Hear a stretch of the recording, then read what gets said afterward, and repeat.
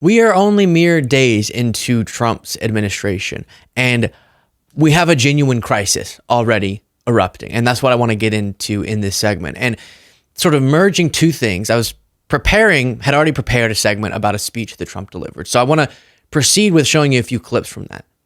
But first contextualize it with what his administration, sort of as he's delivering this or shortly after, is doing. Because I think there's something particularly sinister about how he's talking and how lighthearted he's taking this speech, when at that moment he is enabling the potential destruction of people's lives. What am I talking about? He just became president. How's that possible? Well, here's the news. NBC reports, and this is a moment of crisis for so many people. Trump's federal funding freeze creates widespread confusion. The Trump administration sent an 836-page spreadsheet overnight asking federal agencies that provide financial assistance for details on a wide range of programs. An abrupt freeze on nearly all federal grants and loans announced Monday night by President Donald Trump's administration has created widespread confusion across the government, Congress, state programs, and nonprofit organizations that rely on federal funding. I'm hearing about this already personally with people that I know. The Office of Management and Budget sent this vaguely worded memo, and it's talking about this temporarily pausing all activities related to the obligation or disbursement of all federal financial assistance, school meals for low-income students, the WIC nutrition program, wildfire preparedness, homeless veterans support, all of these different things. Nonprofits are panicking. They've already seen funding cut off, and no one knows what's going on. Again, it was vaguely worded. There's so much confusion. Early childhood education programs funding through Head Start said they were unable to access previously awarded funds. A lot of people are describing the actions being taken by the Trump administration as illegal, restricting the allocation of funds that have already been allocated by Congress. And local housing organizations are unsure if they'll have funding available. So again, all federal grants and loans just frozen, except for certain ones. But again, as we try to figure out what those ones are, it's very vague and confusing. What we're hearing this morning is honestly a pretty good amount of panic by guarantees, talking about these housing organizations. If the funds aren't made available in the next several days, organizations would be unable to pay rent. And stand by, there's so much we have to go over in this segment. I told you the speech, but there's also a Republican congressman trying to justify the restriction of support to students with meals. And then if we jump over, as a true emergency is breaking out, why they would do it like this. They're saying it's temporary. I'm hearing some justifications that it's to review these programs. Why would you stop them to review them and then make the changes you want to make? You're stopping funding, even just for a few days, could be catastrophic in the lives of people. Of course, our federal government is funding so many different things with these grants, etc. American Prospect, Trump's most lawless action yet, pausing funds appropriated by Congress is a deliberate taunt. And this is their theory, to draw a legal challenge that the White House's most radical architects think will give them unilateral spending power. So if you can do an act that will be described as illegal, get a legal challenge, and then take it up to the Supreme Court that is very conservative, could you bolster this unitary executive theory of the executive branch having way more authority over everything, including these funds, such that they could do things with them contrary to that of Congress's direction? Donald Trump's actions in second term thus far can be slotted into three buckets: pardons, purges, and pauses. The pardons have gotten the most attention and have damaged Trump politically, something likely to continue as the character of the rider's release comes to light. We're talking about that today as well. The purges have been noticed: 2 purges of Jack Smith's prosecutorial team and USAID's entire career staff leadership, and 17 inspectors general, and many more across the bureaucracy. These feel like a combination of vengeance and preparation, like the armed gang shooting out the closed-circuit cameras before commencing with the robbery. But the pauses, those need more attention, because they're actually the most lawless, brazen, unconstitutional actions that this administration has yet taken. And if sanctioned by conservative Supreme Court, they would amount to a full disbanding of our system of government. So Congress allocates these funds, directs the executive branch as to what to do with them. And then executive branch now is testing out, going, see what happens. And wanting to be, this is the theory being outlined there by the American Prospect, wanting for it to be deemed by the judiciary as acceptable so that you could fundamentally change our system of government. We're talking about the most recent news relating to domestic funds, but we already saw what may be a less short-term halting of all foreign aid, with a couple exceptions. Politico, quote, "It will kill people. Chaos, confusion after Trump halts U.S. foreign aid." They sudden halt U.S. foreign aid is causing chaos inside groups ranging from health providers to landmine removers, and U.S. to halting efforts to HIV clinics in Africa. This stop work order is cruel and deadly. The executive director of the Health Gap, a nonprofit working on access to HIV treatment in developing countries. It will kill people. So with that being said, before getting into more, and we have much more, let's now watch what Trump was doing. As his administration is implementing these policies that are truly wrecking the lives of people for a reason we can't quite discern. America first, I don't know. Except for all the Americans that were also hurting. And Trump's just kind of having a good time, just living it up in Miami. Remember, if you're not, to subscribe to the channel. I don't know how anybody could even vote for the other side. In many cases, they don't, but they do get credit for it. You'll have to think about that. I've raised a lot of money for the next race that I assume I can't use for myself, but I'm not 100% sure because I don't know. I think I'm not allowed to run again. I'm not sure. Am I allowed to run again, Mike? I better not get you involved in that argument. No, we raised a lot of money, a tremendous amount. While people's lives are being upended by a ridiculous action by his administration, if he wants to change the structure or specifics of foreign aid or of domestic grants and loans and funds, every administration makes changes. That is completely different than while you decide what you're going to do, halting all of them with no notice. There wasn't a prepare for this, change your funding mechanisms, because in a year we're going to, no notice, just instantly, to the point where members of the Office of Management and Budget are coming out and saying, we don't know what's going on. They're clearing out our office and implementing loyalists across the government. We don't know what to do. People are getting hurt. And while all that's going on, Trump's going, should I run for a third term? They say it's not allowed. As he's causing a needless crisis nationwide and internationally, where people don't know if they're going to get food in meal support. He's on stage giggling about an unconstitutional third term. 300 people sitting in a plane, every one of them either a murderer, a drug lord, a kingpin of some kind, the head of the mob, or a gang member, and you're flying that plane. It's not going to end well. You ever see the movie Con Air? That's what, yeah, except here's the difference. The people in Con Air were actors. They weren't nearly as tough as these guys. I would say that plane would be gone before it ever left. Those pilots would be gone before it ever left. So they don't want us to shackle them. I don't want to be in that plane.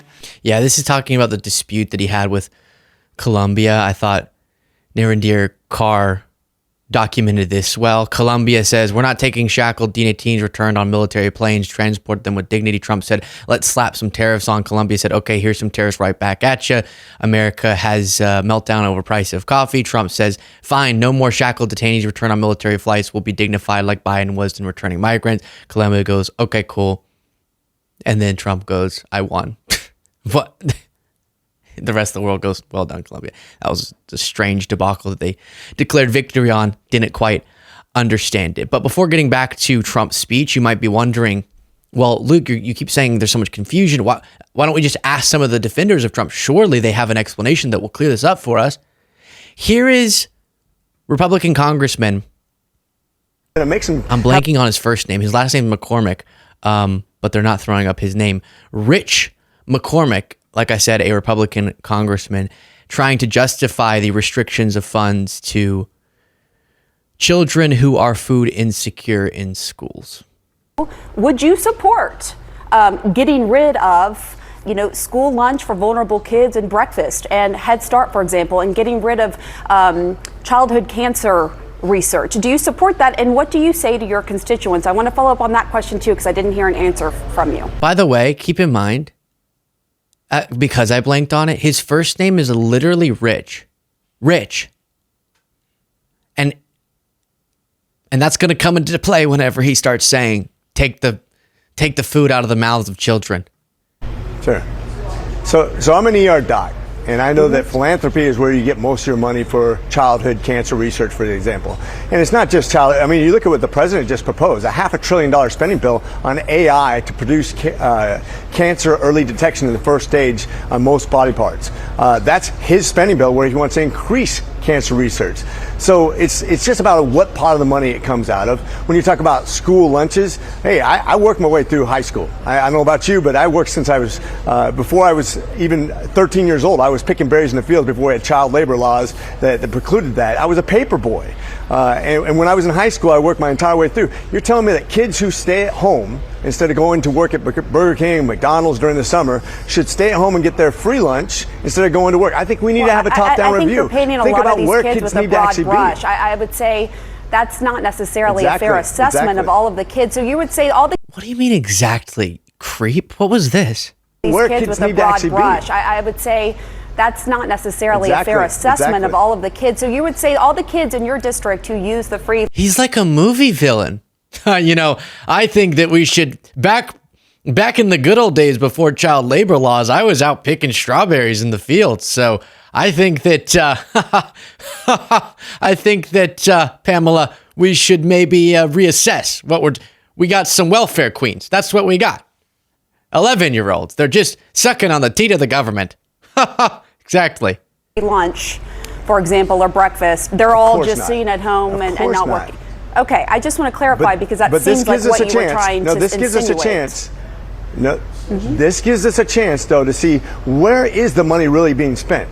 Who can actually go and actually produce their own income? Who can actually go out there and do something that makes them have value and work skills for the future? I mean, how many people got their start in fast food restaurants when they were kids versus just giving a blanket rule that gives all kids lunches in high school who are capable of going out and actually getting a job and doing something that makes. What? First of all, if you're going to do this at the Trump administration, where we literally don't know if low-income students at the elementary school down the street are going to have access to the same meal support. Some students who the only nutritious, warm meal they get in a day is at school. And a lot of people think that this is clearly Rich doesn't even tap into the fact that these are real stories. This is why we have the percentages of people with food insecurity that we do. Just because you've never experienced that doesn't make it impossible. Rich, that's crazy.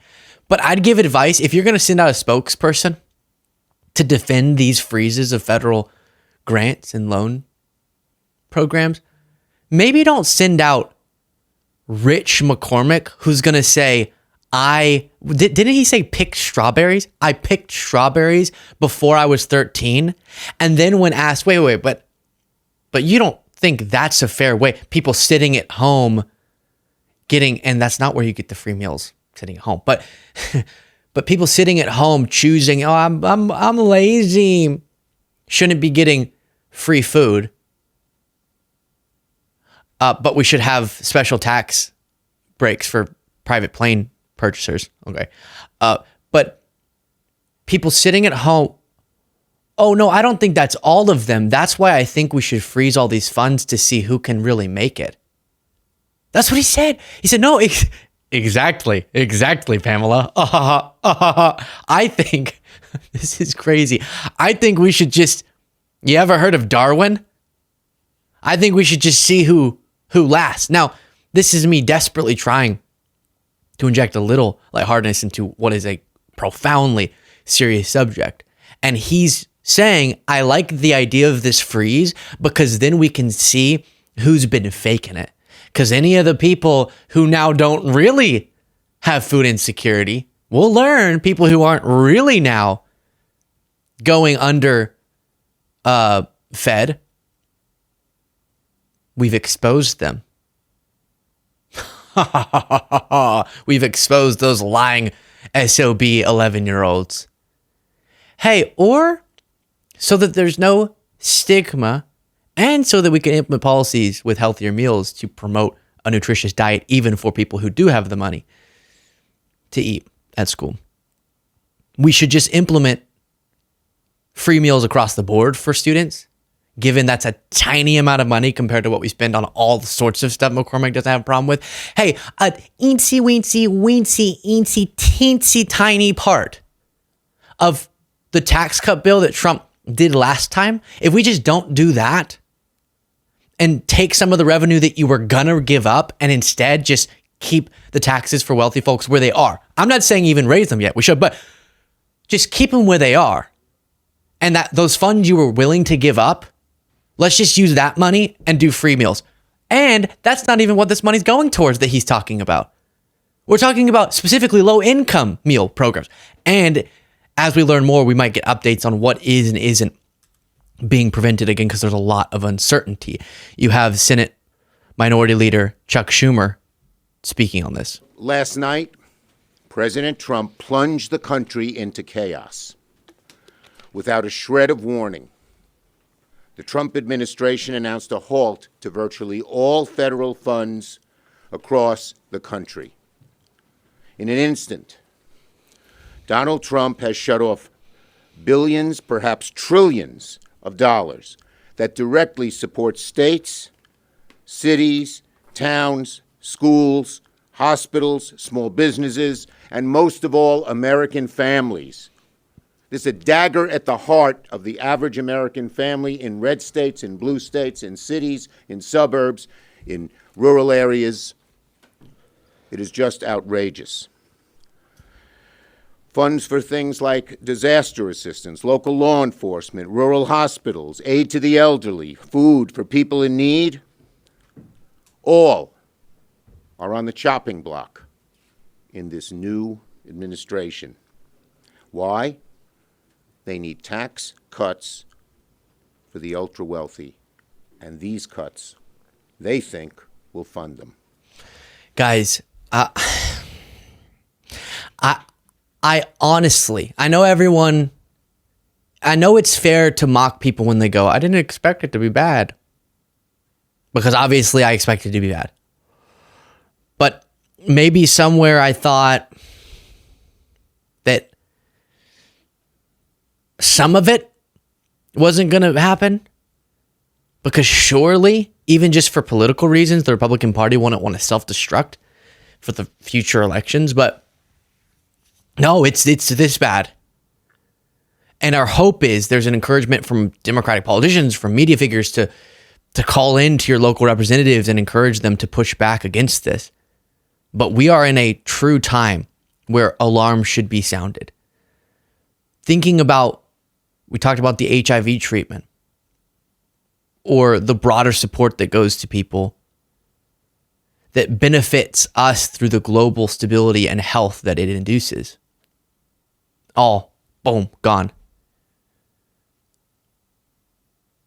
You heard the list there from Chuck Schumer, but so many things are uncertain and so many lives are at stake here. Here's this being reported on CNN, then we'll get back to the Trump speech.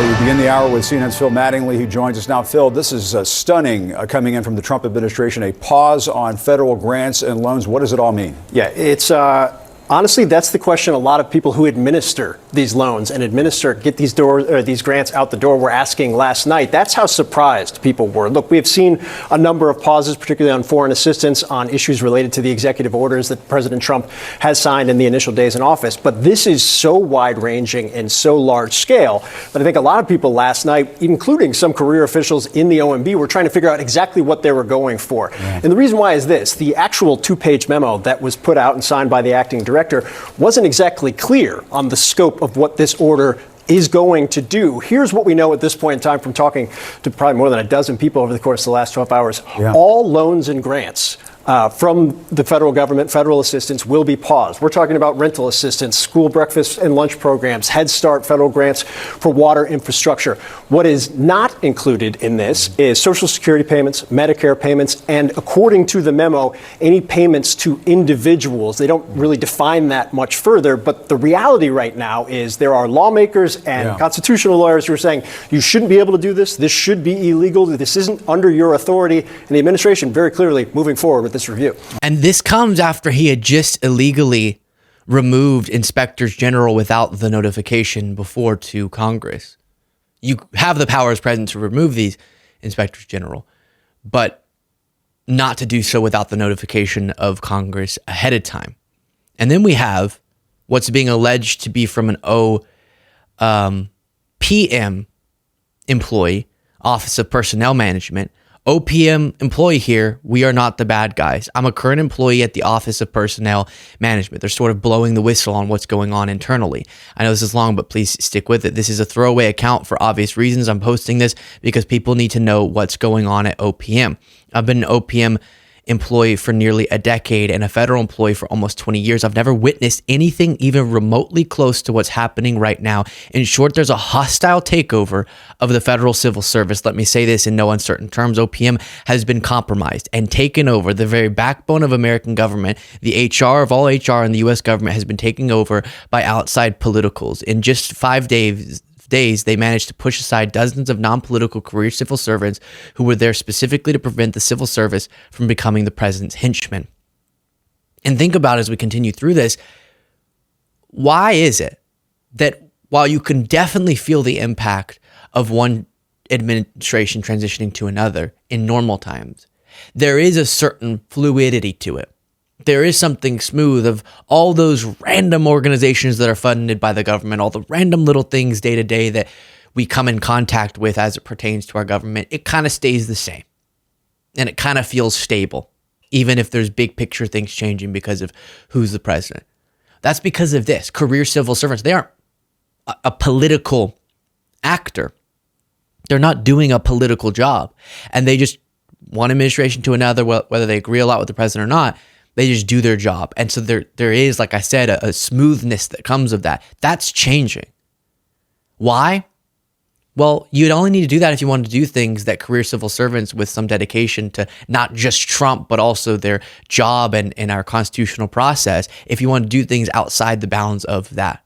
The current acting director, Charles Ezel, is a low-level branch chief. He's the friendliest yes man you'll ever meet. He never says no. It's clear they pushed aside all the high-level non-political civil servants who refused to do Donald Trump's bidding until they found Chuck. Under his name, they've sent numerous requests to all the agencies to collect information on government employees that they see as a threat to their agenda. Instructions say to send these lists to Amanda Scales Rutt. Amanda is not actually an OPM employee. I guess they probably meant to say but Amanda. Under his name, they've sent numerous requests to all agencies. And let me skip forward here. Someone literally walked into our building and plugged in an email server to our network to make it appear the emails were coming from OPM. It's been the one sending those various test messages you've all seen. We think they're building a massive email list of all federal employees to generate mass RIF notices down the road. The non-political civil servants here at OPM are watching helplessly as our government is being systematically dismantled bit by bit. Even the IGs are being fired to prevent them from investigating the numerous whistleblower complaints we file. Please share this and tell the world that OPM is not the bad guy. We're just as helpless to stop this as the rest of our fellow public servants.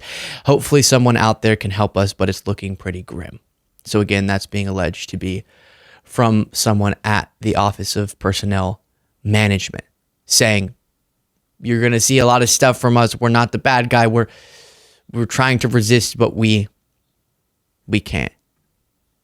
Meanwhile, I say again, as all of this is breaking out, Trump's just giving another stump speech as if he's campaigning. It's time for the United States to return to the system that made us richer and more powerful than ever before. You know, the United States in 1870 to 1913, all tariffs, and that was the richest period in the history of the United States, relatively speaking. In other words, relatively. And they set up the Great Tariff. By the way, this is totally not important, but what a ridiculous way to use the English language. He says, we were the wealthiest, relatively speaking. In other words, relatively. No, that's the same words you just used. That's not in other words. Do you know what in other words means? In other words, relatively. And they set up the Great Tariff Commission of 1887. And this commission had one function: what to do with all the money that we... Yeah, so he's said this a million times, doesn't make the statements about the wealth of the United States correct. And then Ted Cruz also just, yeah, I'm all right with illegal actions. Who cares? As a man of the law and someone who I know talks about the principles of the law, I'm curious, two things that the president's done that I would imagine actually would outrage you, though I don't know if you would actually say it publicly, but I'm curious.